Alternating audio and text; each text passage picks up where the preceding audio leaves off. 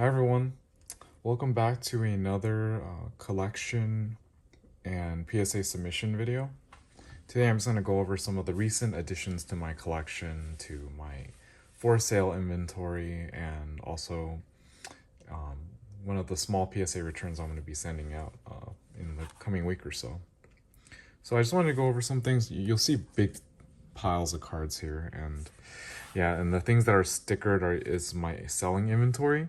I just finished two big shows that were local to me, and I'm planning to go to LA Collectacon to also vend there. So it's going to be a lot of the inventory I just picked up, some of the newer things you might not have seen, and I'll kind of describe why I picked things up, and also just show off some of the collection that I'm adding. So here are the singles that I have. I have a big pile of singles, all in top loaders. This usually goes into a case, its own case, just purely for singles, because I think singles actually move the fastest at shows. So if you wanted to start vending, then I would recommend having singles, whether in a case or in a binder, but in a case is better for your high-end singles, because there has been a lot of theft and people trying to steal sealed boxes, steal entire binders even at my local shows. So it's something that I keep watch over, and I always have if I'm just vending there myself or vending with a friend, I still have a camera with me just to capture everything. And if you have a 360 camera with like the it's the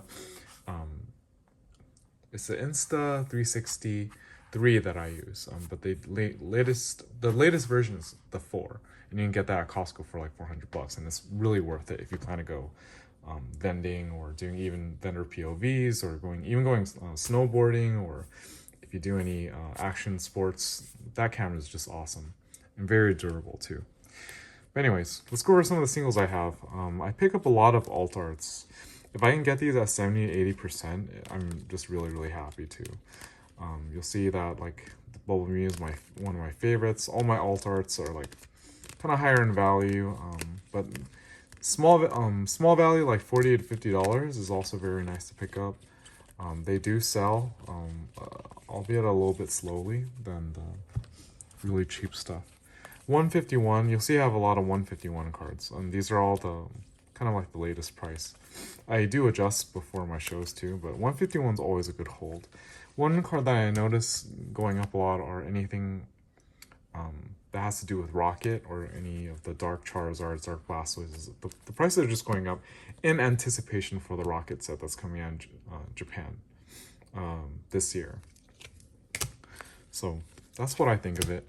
A lot of these cards, sometimes I'll just list on TCG Player and see what happens, but I generally don't like to keep the new stuff as much, since right now Pokemon has a huge backlog and there's just so much demand, because all the sets are so nice right now, and it's gotten a lot more people in the hobby. Like, for example, the shows I've ended at, they sold out immediately, and they even had to cut people off because it's becoming a fire hazard. So the hobby's in a really good place right now. Some of these, so like I've noticed a lot that trainers, like popular trainers, are going up too, and in anticipation for the Journey Together set and battle partners. Yeah, like Jesse and James. This guy was only $17 a while ago, and now it's 58. It's insane. If you don't keep up with the prices, you're gonna get burned, and it's good to just keep updating your prices every so often. So at the end are my Japanese cards. Japanese I don't like too much, but the popular Pokemon and trainers I do. Like Umbreon, right? Like if I can get more of these, I definitely want more. These guys are very cheap right now. I think it's a good time to get them. I think they're gonna spike up maybe a lot later, but they're definitely gonna reprint Terrestrial Festival and Prismatic Evolution, so that's just something to keep in mind. Yeah, and these guys sell very well too. I actually got the Clefairy, the Chase one, for around $300. I sold it for like $400 immediately. I was like, I don't want to sit on that. So these are my singles that I usually bring.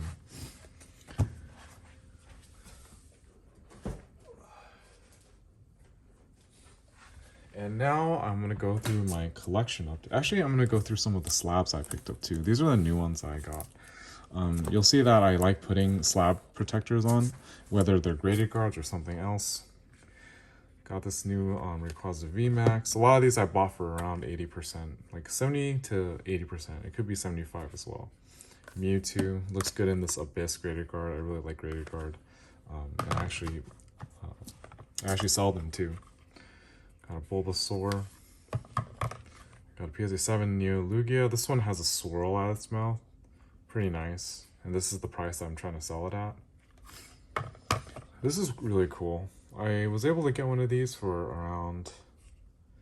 I got this and a Gengar VMAX. So valued around 3K. And I bought it for 2.5, which is very nice. But definitely one of the cards that like everyone really wants. Some people are just missing this for their collection. People love the Shinji Kanda art.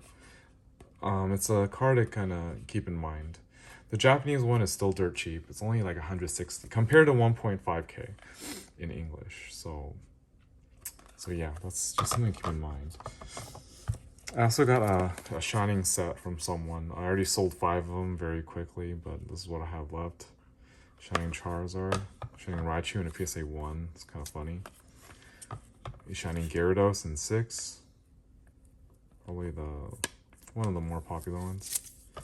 A Shining Steelix, and then a Shining Noctowl. I sold the rest. But I got all 10 in a small lot that I bought too for around like 2.5K as well. So yeah, very nice cards. I'm gonna put them back. And this is kind of like, this is what I'm going to bring to Collectacon. I might keep some for myself too. I think these are the extras that I don't really want, but here's one of each of the Japanese 10s. Someone just sold this to me. They actually had it graded at GameStop and it only took a month for them. So I think GameStop is actually a good way to go right now. If you trust the GameStop that you go to and everything. GameStop has a very fast turnaround for bulk. If you didn't know, like my bulk has been sitting there since, like, I have the PSA screen open. One of mine arrived on the 20th of December. It's February 16th now, and it's still not like back to me. Whereas the person who sold me these, like this entire set, told me it came back in a month for him from a GameStop. So this is really nice. Like the only thing I'm missing here, but I'll show you later, is so I have the what am I missing here? I'm missing the Espeon. I have the Jolteon, I have these 3, and then I have these 2. What else am I missing? I'm missing the Espeon and the Umbreon here. But I actually do have the Umbreon too, but I keep that with my, like in another case that I have, but it will be right here. So that's really beautiful, and I've been grading a lot of these. You'll see in this grading pile right here that I'm just like targeting them, and I'm buying them when I see them if they're in good condition. Now this is the PC Collection Edition. Normally I only collect Charmanders and Squirtles, but recently I just got this from someone, and they're sequential certs. The only thing that's missing is Bulbasaur, but I mean I don't really care about Bulbasaur too much. But this is just so nice. Like you'll see the swirl behind Charmander, and then the Squirtle. There's a swirl there too. You'll see because I have my circle light here, but it's really, really cool. I really like these just because it's kind of just nostalgic. They have these cool promo arts. And these are cheap right now. They're like 40, 45. And yeah, I'm like, this is going to my PC for sure, but I'm like, oh, I need to keep a sequential because the sequential serial number. So that's why that's why I'm going to keep both. Going straight in my collection. I was able to get these from someone who got them from Japan, but these are also sequential certs. And one of my friends gave me these rainbow graded cards for pretty much for whatever retail price was. So I want to thank him for that. And yeah, and it just looks so nice. Like rainbow graded cards are actually really, really cool for this frame, right? This Terra frame, and you can just see that the Japanese one just looks so nice. I've seen so many English copies and they all have issues on them, even though they're worth a lot since they're rare and prismatic is underprinted right now. But yeah, these I'm gonna just keep in my collection for like a long time, I think. Like, I don't care if it's Japanese. It's just like the art is so nice. Yeah, but they look great in these rainbow cards. This one, I actually picked up for around like 2.2K cash. It's sitting around like 2.4, 2.5-ish on eBay. If you didn't notice, as of February, mid-February, right, the Umbreon is going down in price. The English one is at like 2.6 last sold, or 2.5. So it's not hit, it's like it reached the high of 3,000 and now everyone's selling. So it made the price actually go down. But I'm happy with this one. Like, I'm gonna keep this one and hopefully hold on to it for a long time, since whenever I get these, I feel like I sell it right away, and that's not the right way. Right thing to do with these. It's kind of like, it's a long hold, because it's, one person pointed out really well to me, like, people who are like me, a millennial, our nostalgia comes from 1999, like when Pokemon first came out. All the vintage cards, think Charizard, Blastoise, Venusaur from base set Shadowless or first edition, right? For a lot of newer collectors that focused during COVID, Sword and Shield is gonna be their nostalgia, and this guy is the biggest card out of Sword and Shield. If you think about it like that, then you'll be like, oh, in 10 years, this will be ridiculously expensive. Even though there's so many damn copies and so many PSA 10s. Because later on, the kids who are collecting right now are going to be like, oh, shoot, I need to own one of these. Sword and Shield is a time when Pokemon was very precious to me, when I was trying to open packs of Champion's Path and Evolving Skies and everything. So the kids will remember these guys, like, who were born, who were kind of like got into collecting during COVID times, because yeah, during COVID times, people were just sitting in their bunkers, sitting in their house, you know. So that's why I think these will go up, and anything like close to this era, even Scarlet and Violet. Oh, there's so many damn kids like just everywhere. Like when I see them at shows, and they're just so passionate, you know. They're so freaking passionate about collecting. They want to trade. They want to trade up. They want to do trade up challenges. They want, like, I just give them free cards, right? But the enthusiasm in the hobby right now it's huge, and this guy's one of the main characters, I would say. But I mean, obviously in English, right? A lot of little kids don't like Japanese, but that's my thought there. So I got some more for my PC. I'm still not, like, I've had a 6 before and I sold it immediately. But now I got some lower grades, which I don't mind holding in my collection, because sometimes I don't want my collection to be that expensive, because that's kind of like opportunity cost of not making more money and everything, because you want to keep churning as a vendor. So I got these guys, very cool. I want to thank Box Boy for providing these free of charge to me. But yeah, they're very cool. I like Box Boy's sleeves, and they're. I'll just do a little demo. It's unprotected on the front, but like, look, it doesn't. You don't have to squeeze it in or anything. It's kind of like comes out like that, and that's how you take it in and out. You just slide this back to keep. Let me push it in a little bit more, make sure it doesn't scratch or anything. Right, and then you just push this in and then secure it, and it's kind of like very designy. So he gave me these, and I just kept them in them, and they fit in your Zion case or whatever. So they're approximately the same size as a graded guard too. Yeah, very cool. And okay, so coming up to more of my collection, I've been just like hoarding these guys. These are my sequential ones. It's like 9 and 8 that I have, all 10s. I kind of acquired them for a little bit more than I wanted to, because they did go up to a high of like $750. I paid like $650 for them, but still, it's like one of the cards I just want to keep collecting. Another card I have that I also added to my personal collection is this PSA 10 Japanese Lugia. Got this one for around like $700. It has a swirl right here in front of its mouth. If you can see that. Yeah, it's very nice. I put in a silver limited edition graded guard too, and it looks pretty nice. Another one of my pickups is this one. This is the Web Series Dark Charizard. This one wasn't made in English. The art, it was made for the Rocket set, but they have a e-reader frame for this in this first edition too.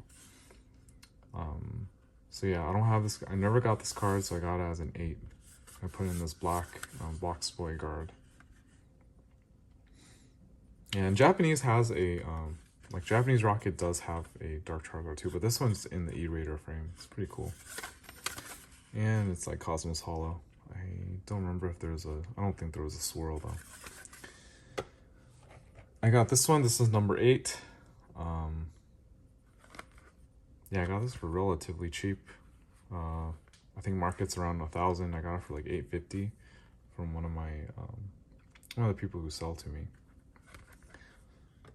And then I just wanted to show this off. I actually revealed this in another video, but these are sequential certs. I graded these myself, and yeah, I just put them in these because they look really nice. Like grass, fire, water. Very cool little box play. 3D printed guards. Yeah. I like sequential things if you didn't know already. Got a Shining Charmander finally. And if you didn't know already, I submitted these for grading myself. My Dialga just came back like a month ago, and now I have them all sequential certs. And it goes from like 70, 69, 68, 67. Palkia being probably my least favorite one. But you can see that, yeah, they all look really nice. And I do have more gold and silver, but I decided that I'm not going to put them in yet. But sequential, I don't know what the value is going to be later, but this definitely adds a premium if you have all of them in 10s and in sequential certs. So this is something I'm just going to keep in my collection for a while. And this guy went to like 550. He's dropping to like 480. I just sold another copy recently. But yeah, I mean, very cool cards. Sword and Shield, Crown Zenith, everything I said before, right? So I'm gonna move this pile back here. And yeah, a lot of this is in my PC now. I do take some stuff out. Like I have Collectacon coming up, right? I might take some pieces out just so I have more inventory and so people look at my case and everything. So sometimes they will end up leaving my PC. And here is a grading pile. I don't know if anyone like specifically only wanted to see what I was grading, but I have 23 cards here. I got this from the show. I got a lot of these I just got in one show too. I got this in like one day show. Greninja, Vaporeon. These are the English ones, by the way. They're pretty expensive right now. So I like these 3 I'm actually gonna probably do faster than bulk, right? I'm gonna do probably standard, regular, or maybe even express, just so I can get them back faster. This Espeon, the only thing wrong with it is that it has like a little white dot, but hopefully you can still get a 10. But this one probably might get a 9. Yeah, these 2 might get a 9, but hopefully we still get a 10. This Greninja is super clean. I got this from someone, and then I looked at it, I was like, oh shoot, this is a 10 probably. But we'll see when it comes back. I wouldn't mind paying like $200 to get these graded fast. The rest will go in bulk. I got 3 EVs. I got these I bought these from a sealed pack with all the dividers. They look pretty good, but I generally notice that sometimes there's some silvering on the top. But I'll still take that risk. And then these are very clean too. Sylveon's actually the most expensive one right now. Espeon, Flareon, Jolteon. And then for some reason I really like Ceruledge, and a lot of people like Ceruledge. Ceruledge is it's like a Pokemon that has a freaking lightsaber. And it's just kind of badass. Like the art for it is really nice. Akagi is the artist for it. Yeah, this is so nice. Roaring Moon, this is Shinji Kanda, the same guy who drew the Magikarp. And I also want to know what are your favorite artists? I like a lot of them now. Like Shinji Kanda, I like Tomokazu Komiya. Komiya is just very interesting, very abstract Pokemon art. And I'll actually sneak preview to another small little binder I've been working on. But yeah, some 151 stuff. I got this guy. I think he's pretty good condition. I just hope he doesn't get a 9, right? This one, someone told me they just opened from a pack and I bought it from them. So I want to take my chances and see if I can get a 10. I got a couple of these. If you didn't know, they're going up a little bit. And yeah, like they're just solid. I didn't know this, but I was watching another YouTuber, and if you didn't know already, there's a freaking Venusaur in the back here. This seems like the continuation of the art from the Brilliant Shield Charizard. It's like they're fighting. They fought. Look at all the fires and flames and everything, and then now they're like taking a break, or maybe they're just friends and they want to like just hang out and battle each other for fun. But that's a freaking Venusaur in the back. Like that's really cool. But I mean, like this guy was the cheapest art for a long time because the Mewtwo and Charizard one was like is the most popular, and then the Godzilla one is a freaking Godzilla one, right? Yeah. Anyways, got this. I thought it was a pretty clean copy.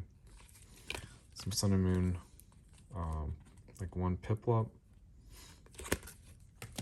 Bulbasaur. This one I thought was in pretty good shape. No whitening on this guy. Maybe a little off center, but we'll take that risk. And then I have Zapdos EX. This is pretty clean. And yeah, this is my grading pile. I'm actually gonna put it. I need to put it somewhere safer, actually, because I don't even want dust or anything on it. And as promised, I want to show you a small little binder collection that I've been working on. I've been taking out a lot of my like bulk and just going through a lot of arts.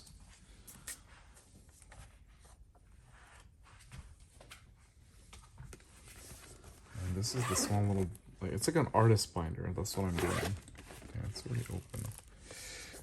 Yeah, if you didn't know, Komiya is just like one of the coolest artists ever. He has very interesting art, spanning all the way from like Neo.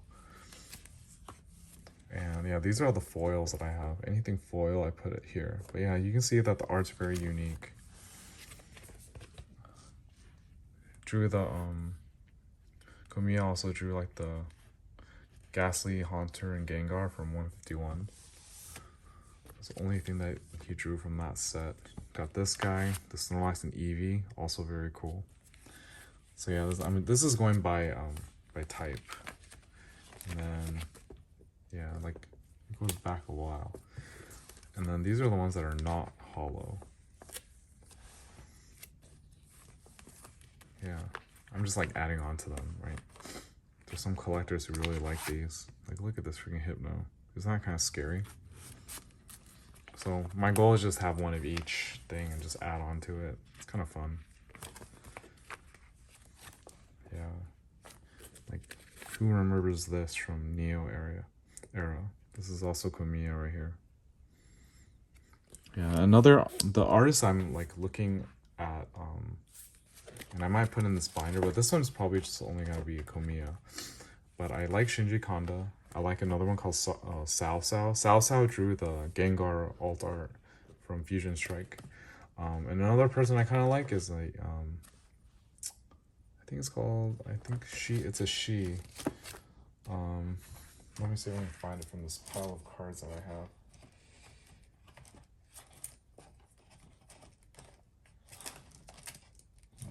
I don't have any of the cards on me right now. I think I put them away, but I think it's called Asami Ito. It's the one where it's like a Pokemon in like a kind of like a diorama, not diorama, but like in some kind of made up setting, and then it's a crocheted Pokemon.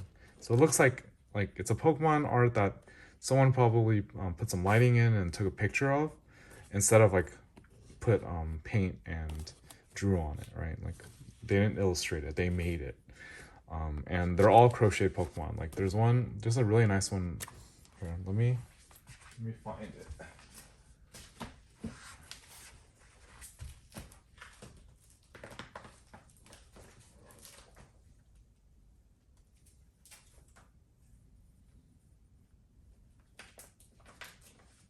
Yeah, here, okay, I found one. And the artist's name is Asako Ito. This is a Snorlax where this is clearly crocheted together, and it looks like the background was even made from something that they assembled. But this is the art, right? And it's clearly a picture, right? But yeah, it's very cool that it's crocheted, and there's so many Asako Ito cards, and I just want to collect them all, you know. But yeah, this is the Snorlax one. Very, very cool. Oh yeah, this is a rare from Crown Zenith too. So I just wanted to kind of shout that out. Like, some people collect cards just drawn by a specific artist, or even cards that are just someone, like the Pokemon sleeping in the background or something. So yeah, very, very cool. Just want to showcase that. So every set, if I get some bulk or something, I'm gonna look through it and try to find these cards and just add it to this binder. That's my goal, and make it as full as possible. So it's kind of like a small little collage. And yeah, I have to look through my bulk again because I'm sure there's a lot more. But yeah, like this, I don't know why, but this Gengar's like, it's raising up in price. It's not just the Master Ball, it's really expensive now. If I can get the Master Ball one, I would definitely put it in here, but I think there's opportunity cost in not selling it, right?